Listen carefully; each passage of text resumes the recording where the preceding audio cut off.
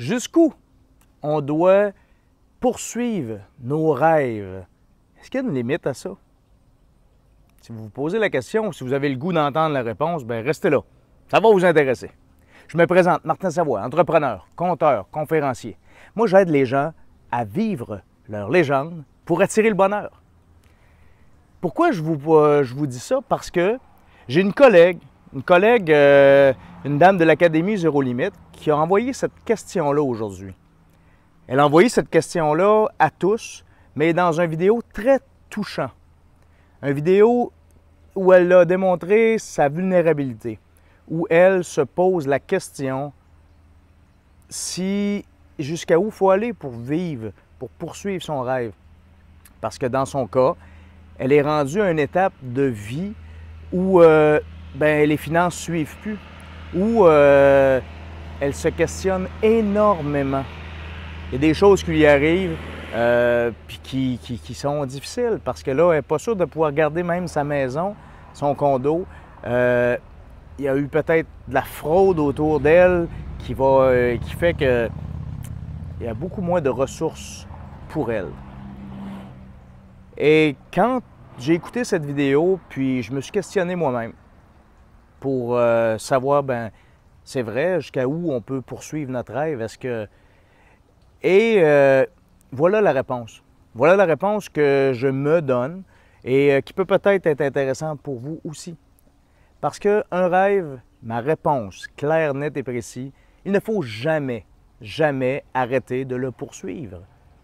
Parce que il est possible qu'il faille être un peu souple, être imaginatif, créatif, donc lâcher prise.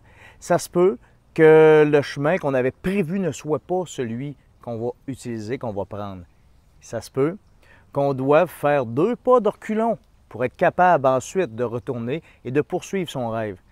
Ce que je me suis dit aussi, c'est que la base, la fameuse pyramide de Maslow, celle qui dit qu'il faut se nourrir, se vêtir et avoir un toit. Si ces 3 éléments-là ne sont pas comblés, un des 3 ou pire, plusieurs de ces 3-là, bien n'essayons pas d'avancer et de poursuivre un rêve ou un objectif ou de vouloir se développer personnellement. Ben non, allons à la base. Comblons ces besoins-là. Ça se peut pas, on ne peut pas être en pleine conscience, on ne peut pas être en développement personnel, on ne peut pas être en sérénité, puis être rayonnant de bonheur quand nos besoins de base ne sont pas comblés. Pour moi, c'est une certitude. Et c'est pour ça que dans ma vie, je planifie et je mets des choses en place pour que ces besoins-là soient toujours comblés. Est-ce que ça va à la vitesse que je voudrais? Pas nécessairement. Il y a des choses que j'aimerais qui soient plus rapides. J'aimerais faire plus de spectacles, être plus souvent sur scène, donner plus de conférences.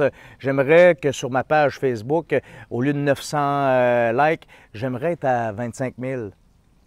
Est-ce que je mets tout le temps nécessaire pour atteindre ces objectifs-là? Bien non. Je mets le temps que j'ai de disponible. Par contre, je continue de garder une certaine sécurité et une aisance pour être capable de combler ces premiers besoins-là. Mais un coup qu'ils sont comblés, un coup qu'on mange, on a bien mangé, on comprend, là, un coup, tous les besoins de base sont comblés. Et si au lieu du bateau de 20 pieds, on est rendu au bateau de 24 pieds, puis si au lieu de faire un voyage par année, on est rendu à 2 voyages par année, puis si, vous comprenez que là, c'est plus une question, on est dans le luxe, dans l'abondance, et là, ce n'est plus ça qui va faire qu'on va être heureux ou qu'on va poursuivre un rêve ou qu'on va on va se diriger vers la meilleure version de soi-même. Non, ça prend un objectif plus grand, il faut être tourné vers les autres, il faut accomplir notre mission, notre légende, et ça, à ce moment-là, c'est là que ça va faire du sens et qu'on va se sentir, juste accompli, puis qu'en dedans, ça va venir nous remplir de quelque chose d'apaisant et de bon. Voilà ce que j'avais le goût de vous dire aujourd'hui. Donc non, on n'abandonne jamais un rêve, on le garde en tête, on le garde comme objectif, on accepte d'être souple, on accepte qu'il peut arriver des contretemps, on accepte que les choses se fassent comme elles se font. Et c'est comme ça, c'est dans cette résilience-là, dans cette capacité de se relever, mais aussi dans la capacité d'acceptation de ce qui est, qu'on trouve la force pour pouvoir continuer d'avancer. Et sur ce, je vous encourage à faire tout ce qu'il faut pour combler vos besoins de base, mais ne jamais perdre vos rêves de vue et de poser les actions en conséquence pour être capable d'y arriver. Vous avez trouvé de la valeur dans ce que je viens de vous dire, partagez-le sur Facebook. Allez aimer ma page Martin Savoie, conteur, conférencier. Et si vous êtes plus brave et que vous avez le goût, en fait pas brave, mais que vous avez le goût de plus d'inspiration, plus souvent, à chaque semaine, j'envoie une petite capsule comme ça d'inspiration sur votre email. Inscrivez-vous sur mon infolette www.martinsavoie.ca. Savoie avec un E. Voilà. Au plaisir, ma gang de légendaires amis.